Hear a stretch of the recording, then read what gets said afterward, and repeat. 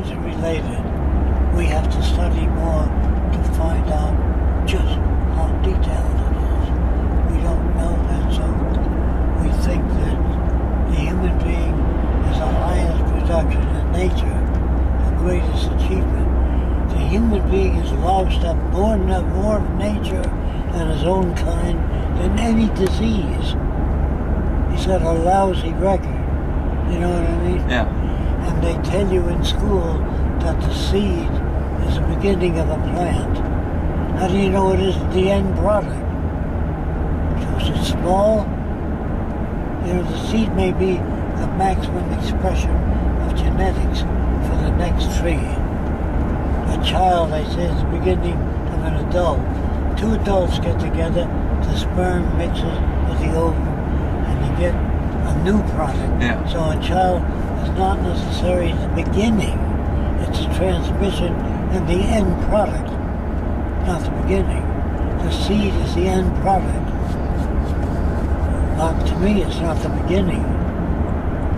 Now a tree has in a seed the memory of the whole tree. Yeah. Every leaf, the bark, the metals I have, the memory metals only have one memory. So we should study seeds, how they have 1,000 memories, or 3,000. What is that product? How does it work? That will give us a good insight into the future. For computers and everything else. Yeah. If you want to increase the memory, the question is, what is memory? What is it physically? And if the thing you say, I don't know, then you pursue it.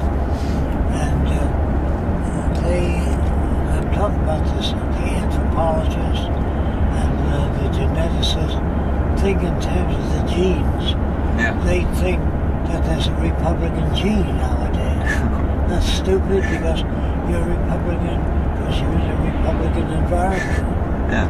It's easier for me to understand, but I don't think there's a communist gene or a gay gene. I think you're made that way by different aspects of your environment. So to me, there's no good, bad, no right, no wrong. Man makes all that up. He says you're driving on the wrong side of the street. Or in America, you'd get a ticket for driving on that side of the street. So, right, wrong, good, bad. I said King Solomon had 1,000 wives. The people that read the Bible respect him. He'd be arrested today as a super bigamist. And a judge does nothing all day long but judge people. The Bible says, judge not, lest you be judged.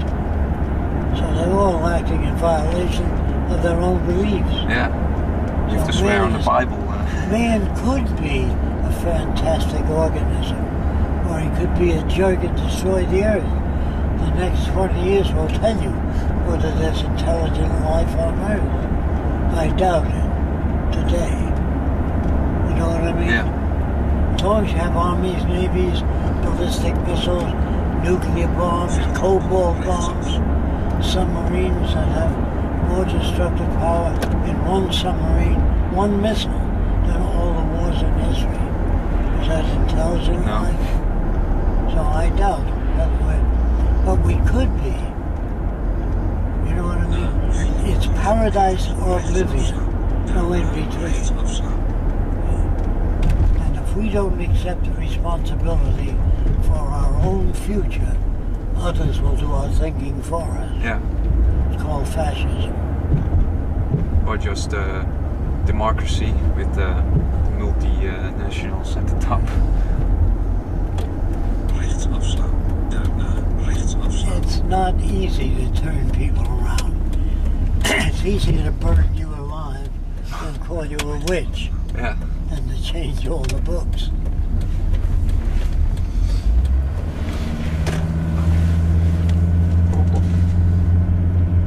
You know, they also found out that alcoholism was very prevalent in Ireland. Yes. And did you know that the eating potatoes, a lot of potatoes, give you a high propensity toward alcoholism? Oh, I didn't know that. See, the Jews never used to have alcoholics. When they begin to eat more potatoes, the Jews are getting alcoholism. There's so many different things that we have to study. When people keep saying to me, what will people do when machines do everything? We haven't even begun to examine what can be done. We don't even know how a single cell divides today. And Einstein said, when I was a kid, he said, I'd like to understand the mind of God.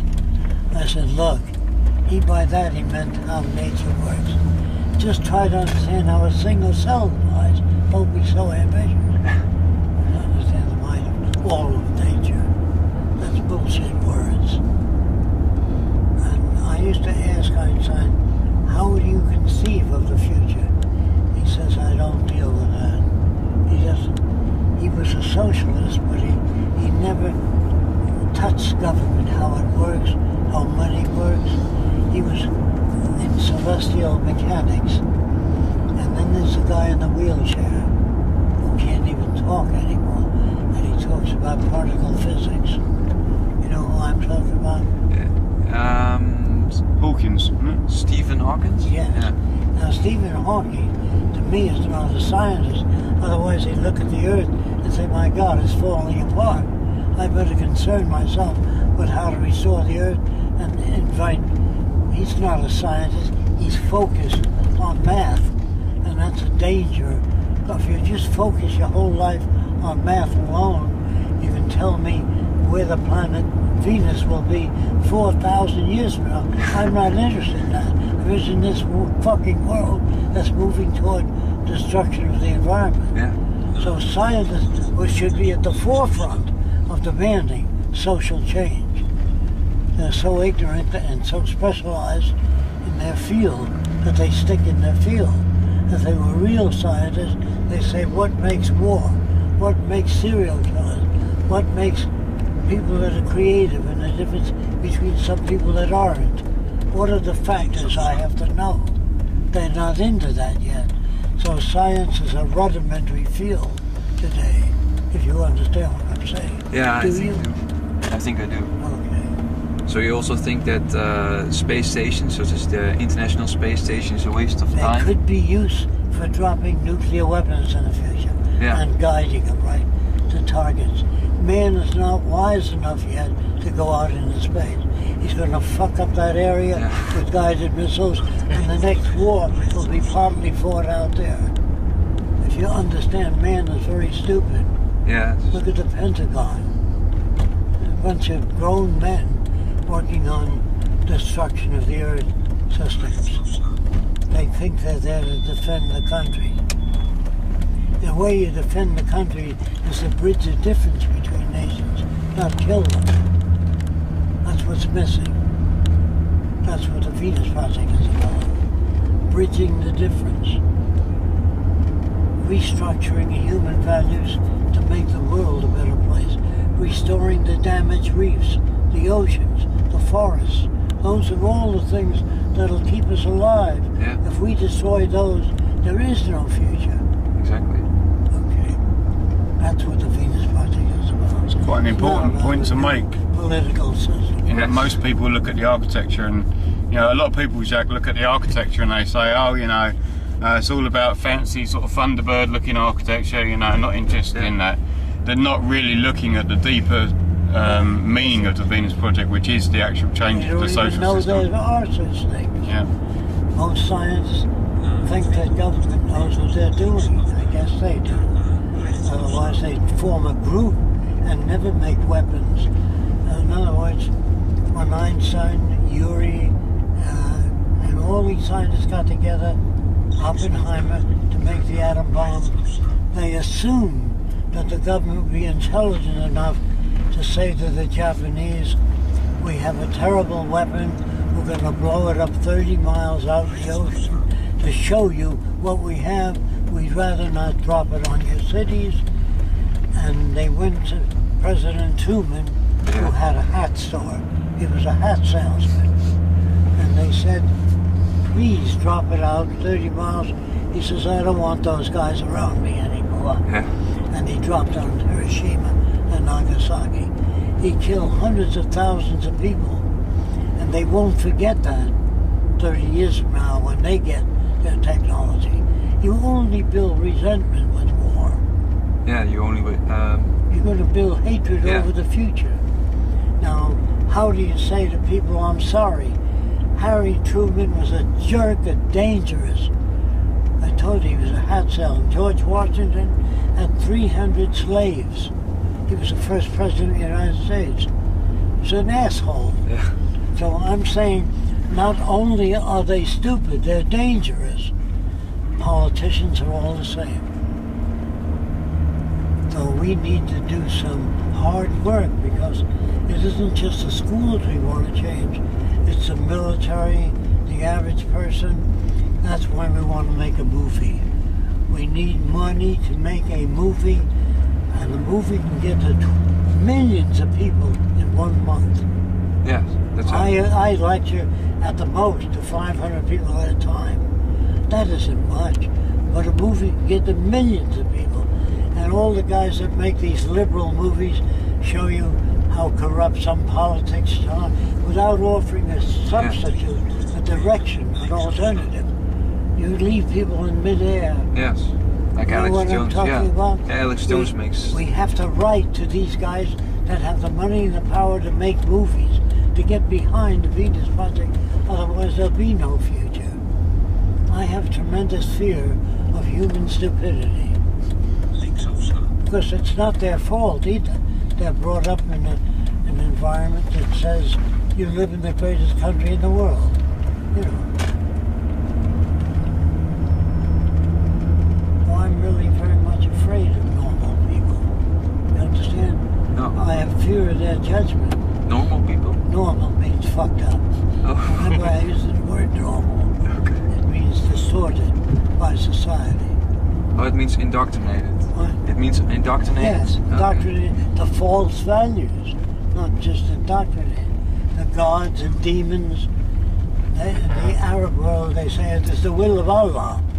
If I design a bridge and it caves in, and I say it's the will of Allah, Yeah. you say, fuck you, it's your math that's off. Yeah. You know what I mean? Yes. They can blame anything on the will of Allah. The death of a child, the will of Allah. It's a disease which we haven't learned to conquer yet. You know, ruptured appendicitis, whatever it is, it's not the will of Allah. And that's what I mean by I'm afraid. And the Christian scientists think that if you trust in medicine, you don't trust in God. So if your kid's stomach turns blue and they get high fever, you know it's in his hands, so you pray to him instead of taking him to the hospital. If the kid dies, the people says, I have faith in God, and he will turn it around. If you go to a doctor, you don't have faith in God. Yes. They're brought up that way. Are they bad? No. No parents are bad. They don't want their kid to die, but they're told it's in his hands. Even doctors talk that way. After the operation, they say, well, my son lived. And I said, that's in his hands from now on. You know what I mean? Yeah. And that's not good.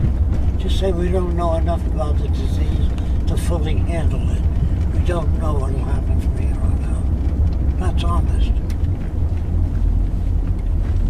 When a doctor says it's in his hands, that's placating the gods. Like bringing an apple to the teacher.